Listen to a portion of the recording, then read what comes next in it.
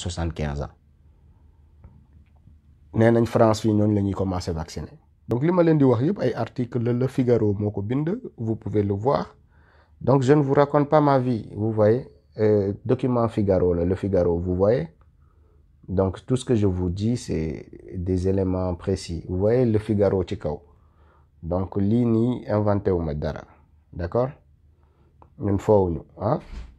voilà. nee nañu léegi phase 3 le temps de la vaccination de masse boobu lañ ci bëgg vacciner ñëpp nag mooy phase 3. donc vaccin bi dina commencer janvier. vaccin du commencer France janvier te commencer wul Sénégal, loolu man maa leen ko wax tey. bu jiituwul Sénégal, bu jiituwul ci Sénégal, France du ci dugg bàyyi ci Sénégal ci ginnaaw, lu leer laa leen di expliquer. mais ñoom ñamewuñu. man lii mooy tax journaliste sénégalais yi ngeen baal ma, mais vous ne faites pas votre travail quoi. yéen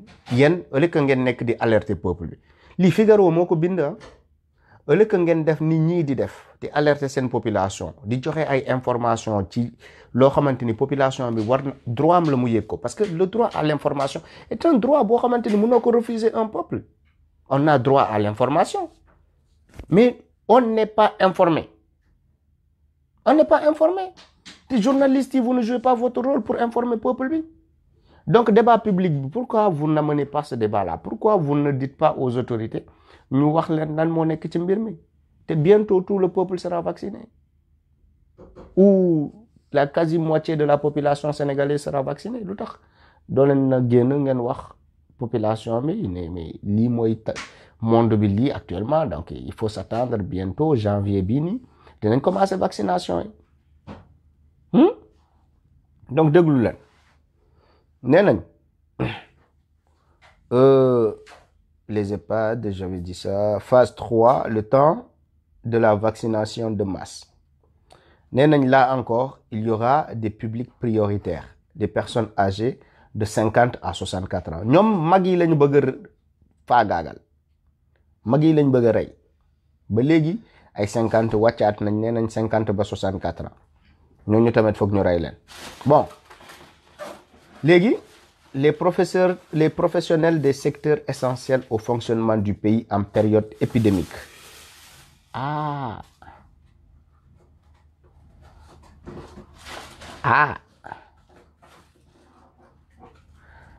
waa mais nee nañu képp ku nekk ci domaine enseignement bi fii nii tamit France nga nekk nit ku ñuul préparé wul de boole nañ la ci de. nee nañu les professionnels des secteurs essentiels au fonctionnement du pays en période épidémique déglu leen de. nee nañ sécurité, sénégalais yu def sécurité fi bëri na, partager leen vidéo bi gars yi jot ko. nee nañ gars yu def sécurité, gars yu nekk ci domaine éducation ak gars yu nekk ci alimentation, mooy ñu nekk ci rayon yi ci supermarché yi. gars yi vidéo bi am na solo de, boo leen ko mënee partager sénégalais yi jot ko. donc nee nañu ñooñu tamit dañuy bokk ci ñu ñuy vacciner. vous avez compris? nee nañu domaine sécurité, éducation ak alimentation ñoom ñooy bokk ci phase 3 ci ñu ñu war a vacciner.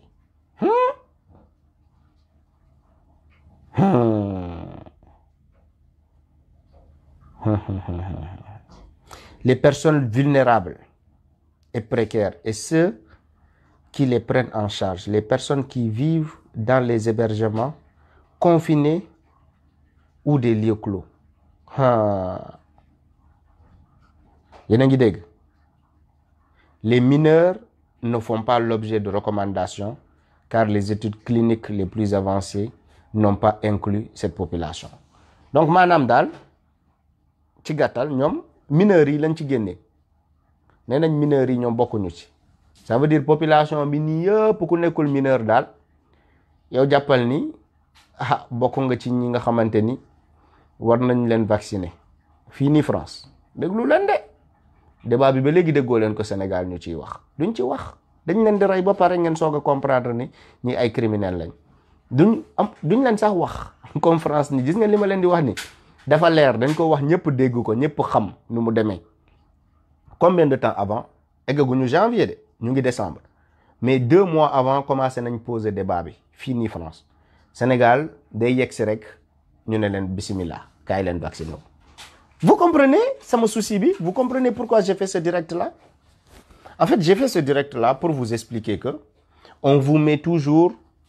face au fait accompli, devant le fait accompli.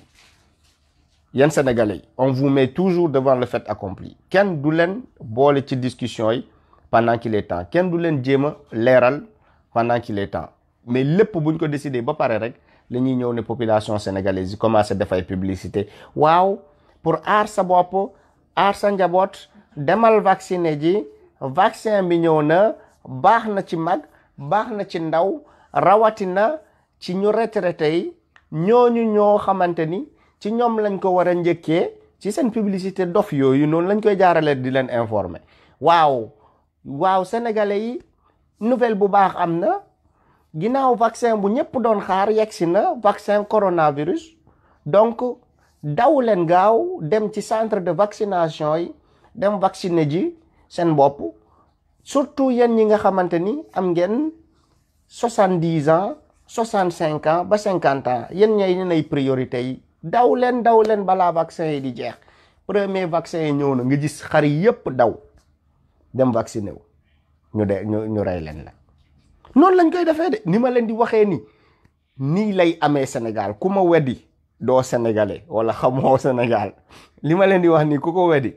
doo sénégalais wala xamoo Sénégal ni muy demee billaahi li ma leen di wax nii yéen ay sénégalais ngeen da ngeen di toog di seetaan RTS chaque jour barke alquranul karim seetaan leen li ma leen di wax une semaine avant di ngeen gis RTS commencé def publicité dof yooyu jët génne ay xale ay mag ñii ne ñoom ñu ngi ndim di dem vacciné wu nii lañ koy defee duñ leen sax informé publicité rek lañ leen di tegal nga gis xar yi yëpp daw dem vacciné wu ji mais ne leen nii lay demee lii mooy conséquence type de vaccin bi lay doon lii ak information bi dañ leen koy nëbb bëgguñu ngeen xam ko parce que vous allez vous poser trop de questions waay daw si leen vaccin bu ñëpp doon xaar yegg si na vaccin coronavirus vaccin bu waa Amérique ak waa France amandoor ak waa Sénégal donc Sénégal benn dëkk rawu ko ci procuré wu vaccin yi yegg si na ci même délai bu mu yegsee France boobu la yegsee Sénégal même délai bu mu yegsee États-Unis la ci Sénégal jot donc law la cat président Macky Sall peuple sénégalais bi daw leen gaaw dem leen vacciné wu ji vaccin bi ñëw na ngeen aar seen bopp aar seen njaboot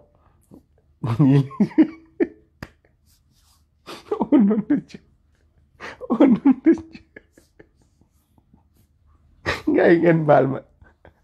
j'en rigole mais c'est pas drôle nii lay demee gis ngeen li ma leen di wax nii lay demee exactement ku ma weddi rek toogal nga seetaan RTS fan yi nii yëpp toogal nga seetaan RTS léegi ñu ngi leen di créer kii bi comédie bi mooy publicité bi ñu ngi koy créer actuellement ni ma leen wax nii moom ngeen di gis ci biir ne waaw suñu médecin yu gën a xarañ yi saytu nañ vaccin bi nee nañ vaccin yu am solo la ci jamono bii ñu toll ci jamono jàngoro coronavirus médecin docteur Raoul sax vaccin yi dal na xelam rek Sénégal yi ne docteur Raoul de tudd nañ ko ci barki sëñ kon xaaral ma daw ma dem vacciné wu ji nee nañu kan docteur Raoul lañu wax docteur Raoul kooku de buñ ko tuddee moom vaccin bi baax na dawal gaaw dawal nan laa ci amee waay nan laay fexe am ci waay jàppale leen man nu may fexe ba am ci vaccin yooyu balaa muy jeex nga gis paay ak mag yi yëpp daw ndeysaan ñun population bi ay golo lañ ñu jàppee ñun ay dof lañ ñu jàppee ngeen baal ma de mais ñun ay golo ak ay dof lañ ñu jàppee parce que ñun tamit wanewuñu ni ay nit lañu mais ñun jéggal ma ñun wanewuñu ni ay nit lañu dañoo wane ni ay mala lañ ñu traité ñu comme ay mala mais c'est ça qui est la vérité ñun nanguñu utiliser suñu bopp yi ku nangul utiliser sa bopp yow nangu nga nekk esclave waaw ay waay daw leen gaaw nga gis ñu indil leen ñoom Sanex ñu indil leen Ouzin Keita ñu indil leen Pawlish ay waay vaccin bi man lan laa koy amee waay vaccin bi baax na waay xam waay ay waay daw leen gaaw vaccin yi de léegi mu jeex ku ci amul de daw sil gaaw ngeen gis ñu génneel leen Ouzin Keita génneel leen Pawlish jeunes yi tamit yëpp daw dem vacciné wu ji waxoo baal leen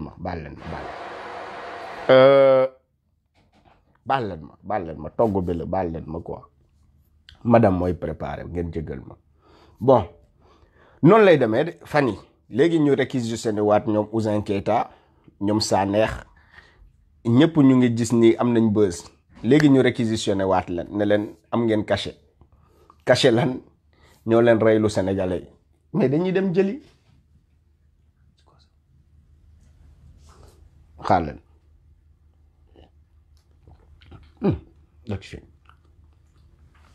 jërëjëf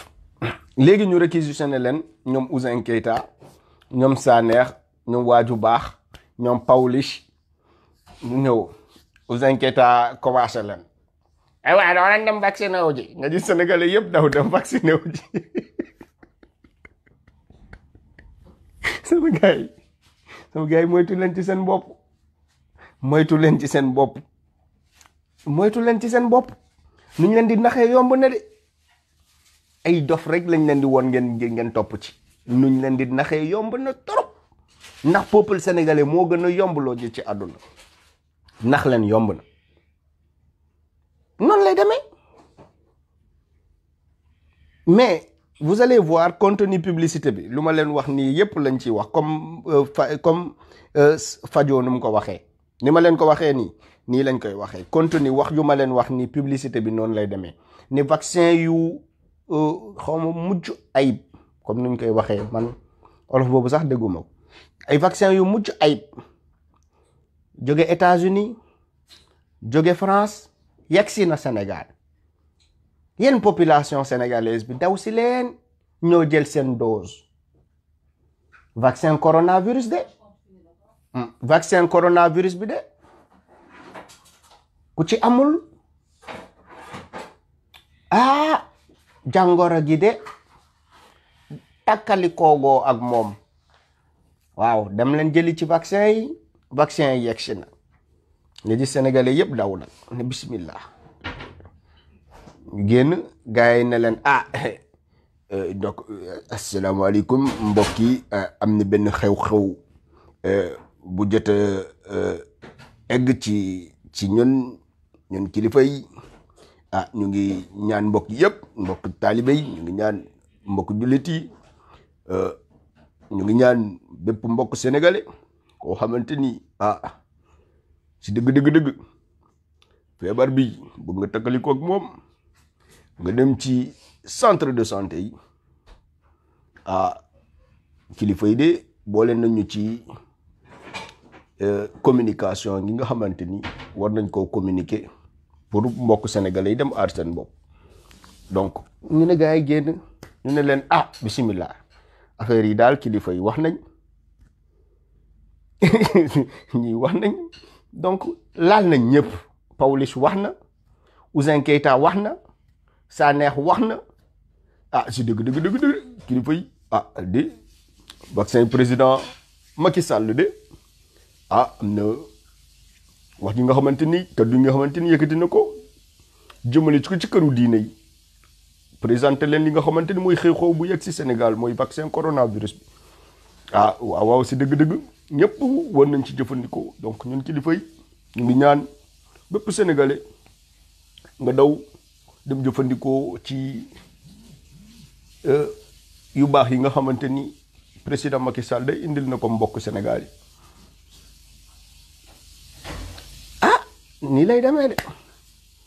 nii lay demee si en fait je vous explique lépp nu ñu mus a baabee sénégalais yi c'est comme ça qu'ils ont fait Ouzin Keita amu fi woon de Pawlish amu fi woon mais remplacer leen Ouzin Keita ak Pawlish nga remplacer leen góorgóorlu ak jeeg parce que jamono ñun bu ñu nekkoon xale loolu lañ doon seetaan donc publicité pour mu jàlloon il fallait que nga indil ñu góorgóorlu wala nga indil ñu lamaraana boo ñu indiloon lamaraana rek publicité bi jàlloon na ñun sénégalais yëpp dawoon nañ ne lamaraana waay lamaraana moo génn ñëpp di daw si ran lamaraana buy def publicité bi nga wooma lamaraana bu génnee ñëpp reetaan ñu nax ñu toujours c'est comme ça qu'ils nous ont eu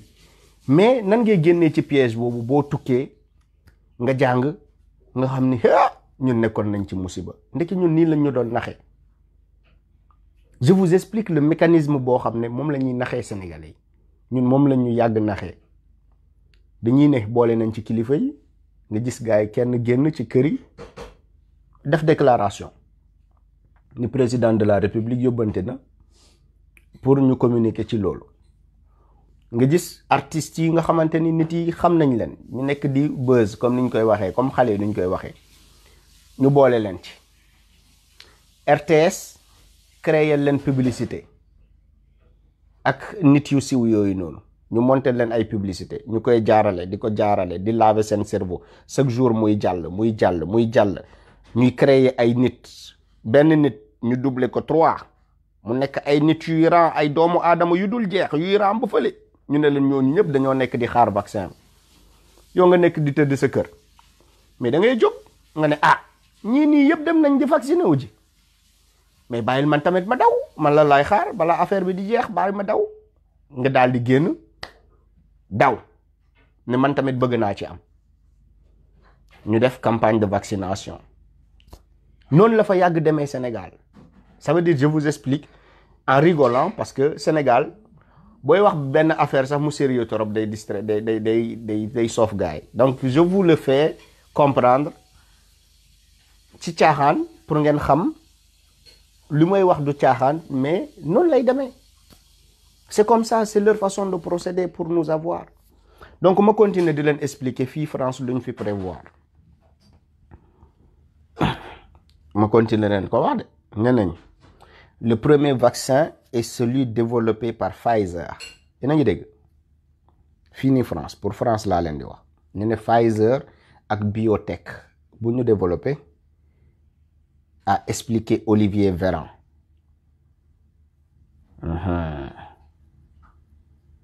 il se conserve à moins 80 degrés nee nañ vaccin bi ça se conserve à moins 80 degrés une fois décongelé il nous faut pouvoir l'administrer aux patients en moins de 5 jours yéen a ngi dégg a détaillé le ministre c'est avec ces contraintes qu'il va nous falloir viser une livraison de plus de 10 000 EHPAD ñoom daal retraité yi foog ñu rey leen man adduna bi léegi daf ma jaaxal quoi dafa am ay nit ñi nga xamante ni léegi ñoom seen adduna moom pour rey ay doomu aadama quoi ñoom loolu mooy seen liggéey léegi ñoom ils ont le droit de tuer ils ont le droit de nous éradiquer sur terre ils ont le droit de nous faire disparaître di dem ci EHPAD yi bëgg ko tester ci ay pa ak ay mère mais ñooñu tamit ils ont le droit de vivre parce que papa yi ñun suñu moment yu gën a baax yu moment yu gënoon neex suñu grand-père ak grand-mère lañ ko passé ñu ñuy expliquer ay histoire yoo xam ne ñun fekkeewuñu ko donc mag yooyu dañoo jar a bàyyi ci société bi mais fii nii Europe ñoom mag yooyu lañ bëgg a rey waaw parce que mag yooyu lañ ci ñooñu la ñuy commencé affaire yi ci EHPAD bu ñu nee EHPAD rek mooy retraité yi ñoom lañ bëgg a rey ci seen dëkk ndax Macky Sall tamit dina rey suñu retraité yi billahi wallahi watallaahi yéen ñi nga xamante ni bokk am ngeen ay parents yu bokk ci catégorie âge boobu noonu am naa moo ëpp Sénégal jeunesse bi moo ëpp mais ñun ñi nga xamante ni am nañ parents yu nekk ci domaine ci catégorie boobu au nom de Dieu boo leen bëggee rey parents jàmbur yi foog ngeen rey ñu ñun ndaw yi ba pare je vous dis la vérité boo leen yaakaaree ni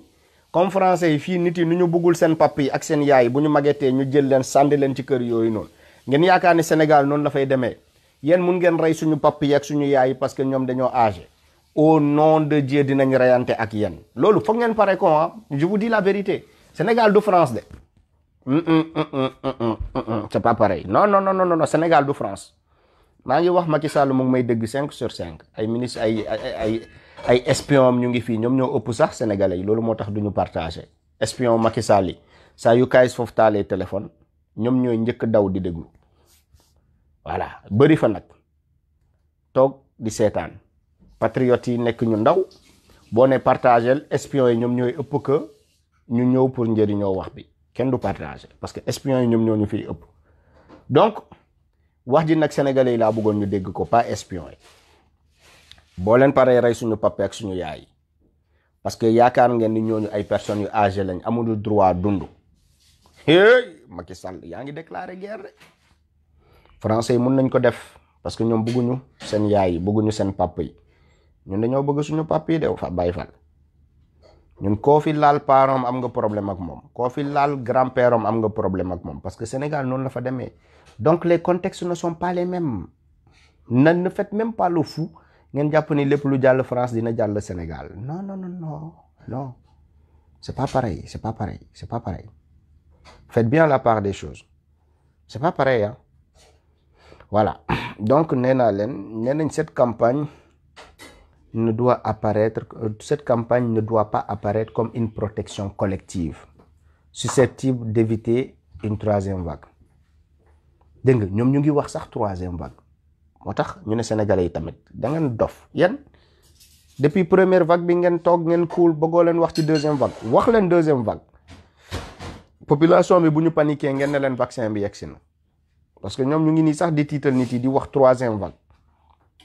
donc Sénégal foog nga wax deuxième vague parce que benn vague boobu noonu doyul pour tiital askan bi voilà ñu ne plus la vaccination contre le Covid-19 approche moins les Français semblent vouloir se faire vacciner du man maa ko wax de Le Figaro moo ko wax mu ngi nii lire leen ko lii ay article Le Figaro la donc sama gars yi damay reere ji nii vraiment ngeen baal ma dinañ ko continuer waat voilà lii première kii bi la première phase bi la donc commencé nañ ko nee naa leen page bu bees la donc du ma leen wax lépp tey ah voilà léegi publicité yi xaar leen ko donc ay waay sénégalais daw si leen vaccin bu ñëpp doon xaar yegg si na vaccin coronavirus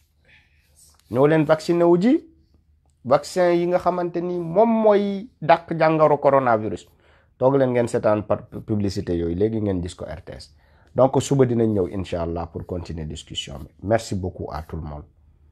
à très bientôt incha allah jërëjëf ciao